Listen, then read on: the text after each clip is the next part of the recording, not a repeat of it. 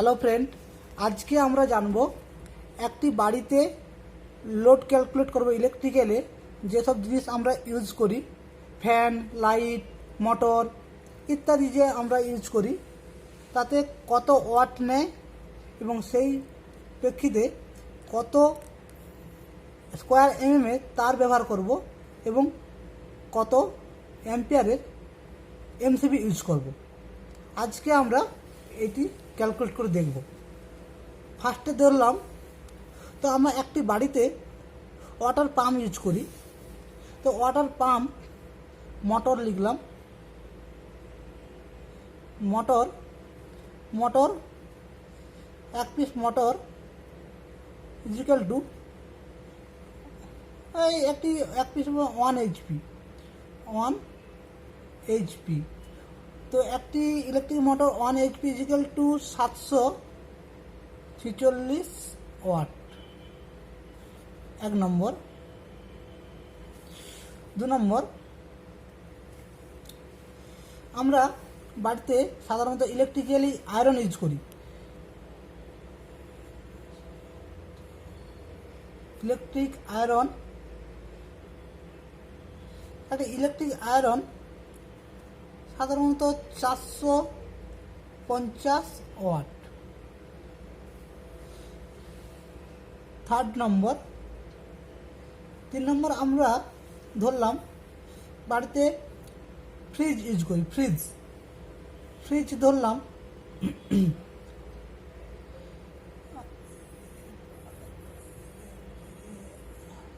Refrigerator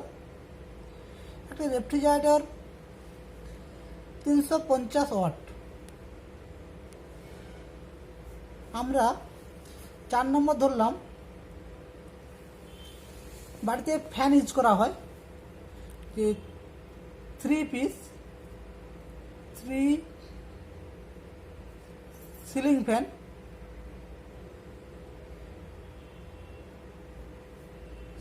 fan তো is equal two fan সাধারণত 80 watt, 80 into 3 240 watt. 5 নম্বর আমরা ধরব যে বাড়িতে বাল্ব ইউজ করি। সাধারণত এখন বাড়িতে এলইডি বাল্ব ইউজ করা হয়। তো এলইডি বাল্ব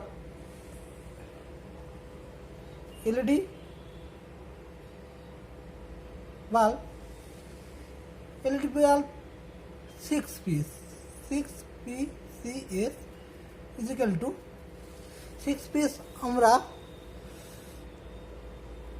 15 ওয়াট করে ধরলাম। 15 ওয়াট ইন্টু 6 590 ওয়াট। এরপর আমরা ধরতে পারি এলইডি টিভি। এখন তো বর্তমান সবাই এলইডি টিভি ইউজ করছে, তাই এলইডি টিভি ধরলাম। LED TV equal to LED TV সাধারণত ধরতে পারি আমরা 80 ওয়াট, মানে 80 ওয়াট ধরলাম। তো এরপর আমরা ধরতে পারি 7 নম্বর ধরতে পারি বাড়িতে চার্জ দেওয়ার জন্য সকেট ইউজ করা হয়, বোর্ড সকেট। তো বোর্ড সকেটে লিখলাম সাপোজ 2 পিস বোর্ড সকেট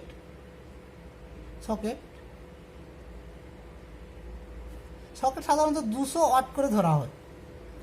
কখনো চার্জার সামথিং ওয়াট নেয়, কিন্তু আরও অনেক লোড রয়েছে, এখানে 100 ওয়াট নেয়, তো বিভিন্ন লোড নেয়, তাই আমরা বেশি করে ধরলাম 200 watt.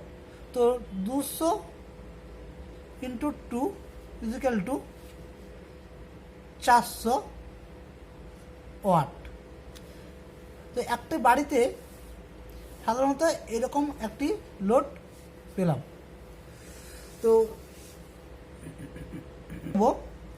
Total load calculate. Total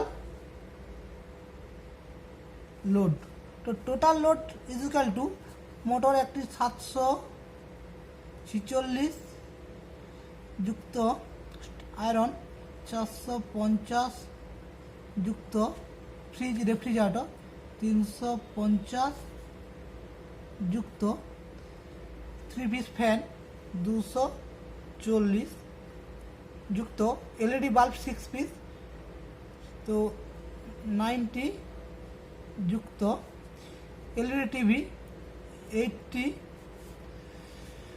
plus 2 piece socket 400 watt মানে 400 ওয়াট। তো টোটাল কত হচ্ছে আমরা যোগ করে নেব।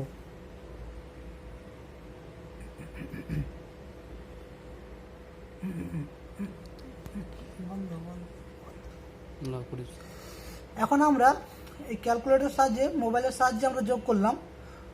Total load 2356 watt. তো আমার বাড়িতে 2356 ওয়াট টোটাল লোড রয়েছে। তো এবার জানবো যে আমার টোটাল কত অ্যাম্পিয়ার দাঁড়াচ্ছে, মানে একসঙ্গে যদি সব কিছু চালাই তো টোটাল কত অ্যাম্পিয়ার লোড দাঁড়াচ্ছে। এখন আমরা পাওয়ার ল জানি। পাওয়ার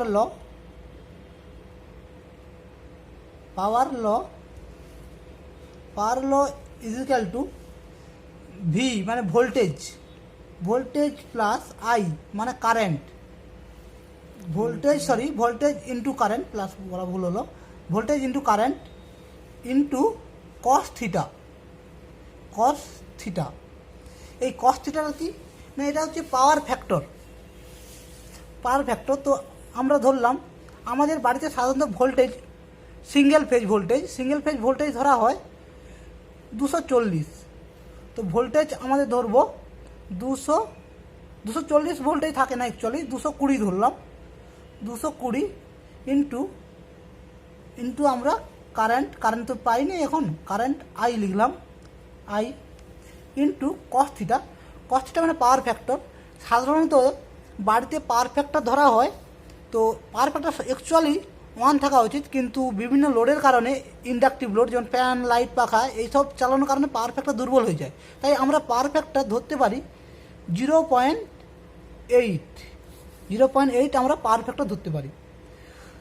এবার আমরা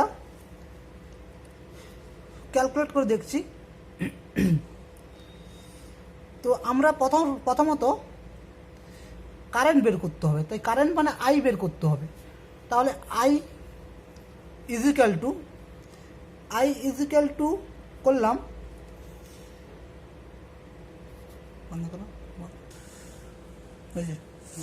এখন আমরা পাওয়ার ল আই নিয়ে চলে এসেছি এখানে।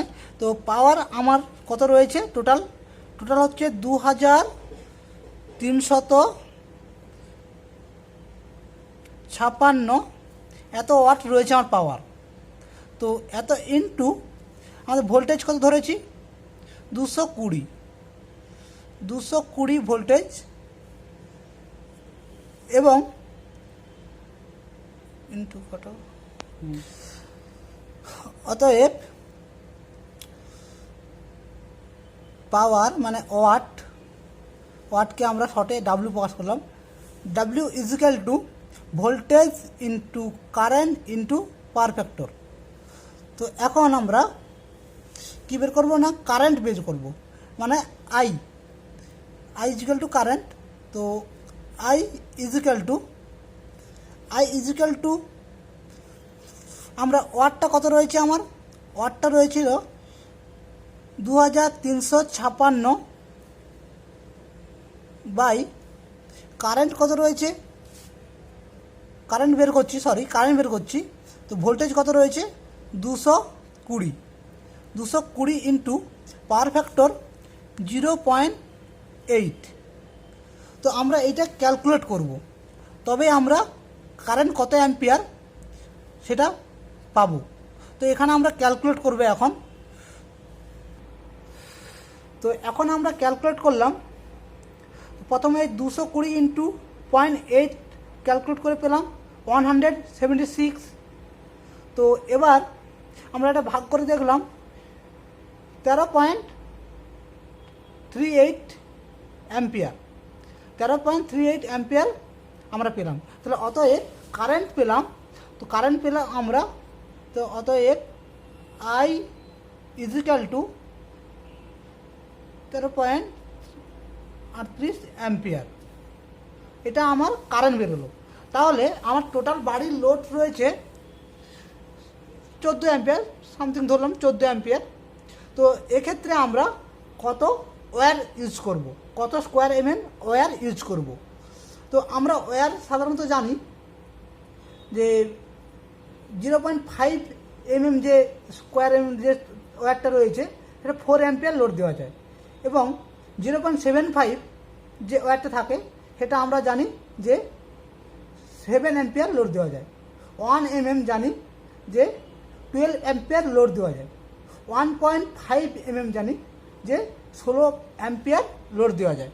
তো আমরা এখানে পেলাম, তো 1.5 স্কোয়ার যে তারটা ইজিক্যাল টু 16 অ্যাম্পিয়ার লোড দেওয়া যায়, 16 অ্যাম্পিয়ার লোড দিতে পারি। তো এক্ষেত্রে আমরা টোটাল 1.5 অ্যাম্পিয়ার 1.5 স্কোয়ার ওয়্যারটি ইউজ করতে পারি। কিন্তু এক্ষেত্রে আমরা বেশি লংজিভিটি হওয়ার কারণে আমরা আরও এরপর 2.5 অ্যাম্পিয়ার 2.5 স্কোয়ার